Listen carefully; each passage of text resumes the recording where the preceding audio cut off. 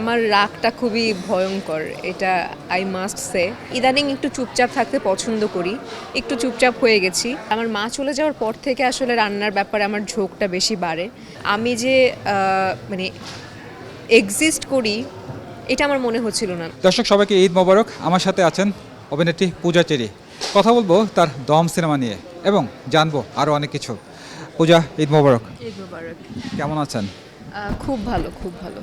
যেহেতু আপনার দম চলছে, এখন তো দম নেওয়ারও সময় নাই, কি কেমন যাচ্ছে আসলে এই সময়টা? এখন আসলে না, এটা ভুল কথা, দম নেওয়ার সময় নেই।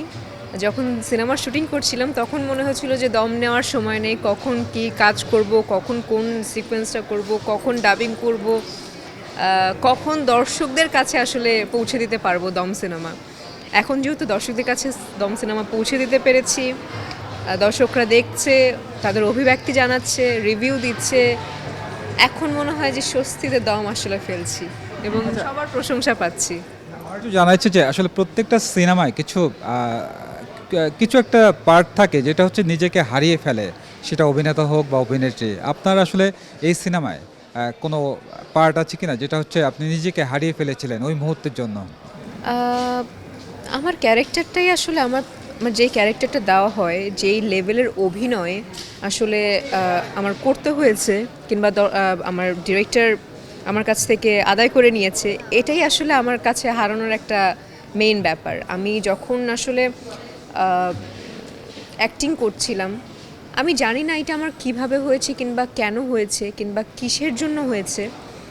আমি না আমার মধ্যে একদম ছিলাম না, আমি লিটারেলি নিজেকে একদমই হারিয়ে ফেলেছিলাম। আমি যে পূজা, আমি যে মানে এক্সিস্ট করি এটা আমার মনে হচ্ছিল না, মনে হচ্ছিল যে রানী এক্সিস্ট করে, ওই ক্যারেক্টারটাই এক্সিস্ট করে। সো এটাই আসলে ছিল। আচ্ছা পূজা, আমার একটু জানা আছে যে পূজা চেরি হওয়ার আগে আসলে পূজা চেরির কোন বিষয়টা সব থেকে অপছন্দের বিষয় ছিল চিত্রনায়িকা হওয়ার আগে? কোনো বিষয় আমার অপছন্দ ছিল না। আমি একজন, প্রতিনিয়তই বলি, আমি একজন পজিটিভ একজন পার্সন। আমি এমন কিছু আসলে করি না যেটা অপছন্দের মানে কারণ হয়ে দাঁড়ায়, কিংবা অপছন্দের কিছু। আমি আসলে চুপচাপ থাকি, কাজের সময় কাজ করি, বাসায় থাকি কাজ না থাকলে, এভাবে অপছন্দের কোনো কিছু নেই।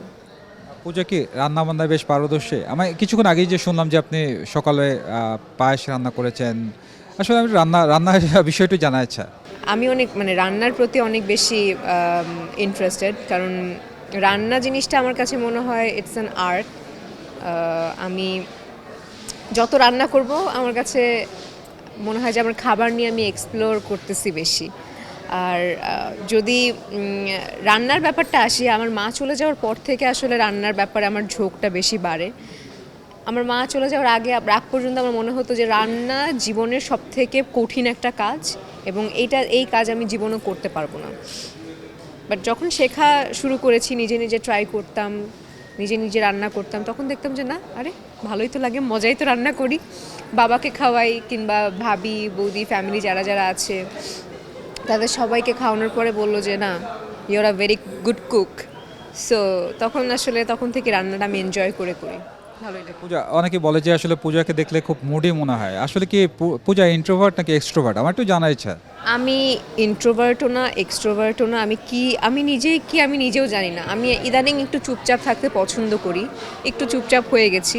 বাট মুডই ঠিক না, মুড আসলে আমার নেই, আমি মুডই না, একদমই বলতে পারবে না কেউ।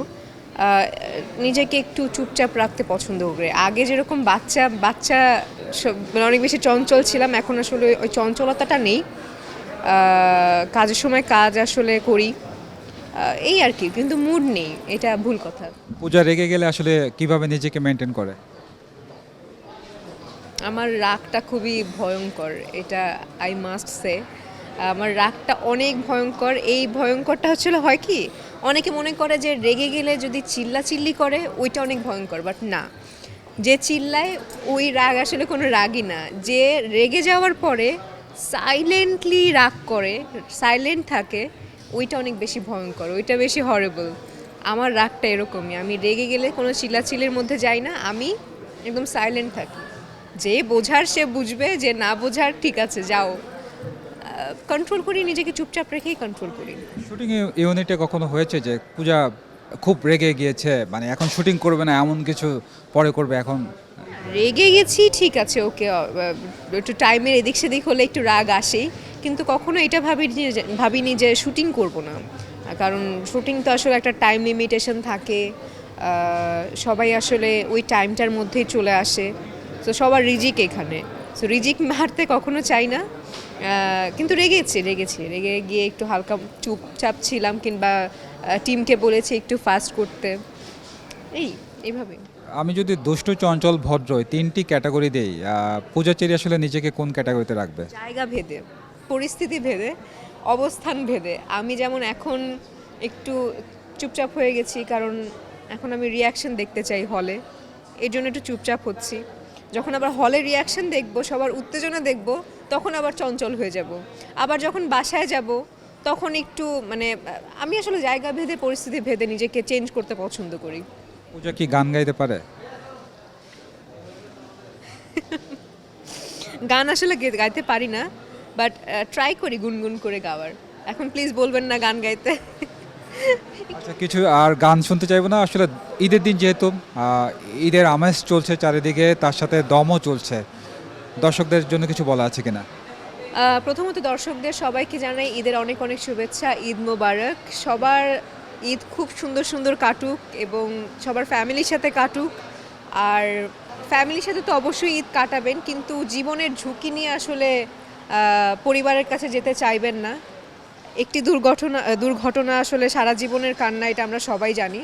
So be safe, be careful, এবং সিনেমা দেখুন। সিনেমা এসেছে আমাদের দম সিনেমা, এবং আরও অনেক অনেক সিনেমা এসেছে। ঈদটাকে দমদার করে ফেলুন, এবং আবারও ঈদ মোবারক, ঈদের অনেক অনেক শুভেচ্ছা।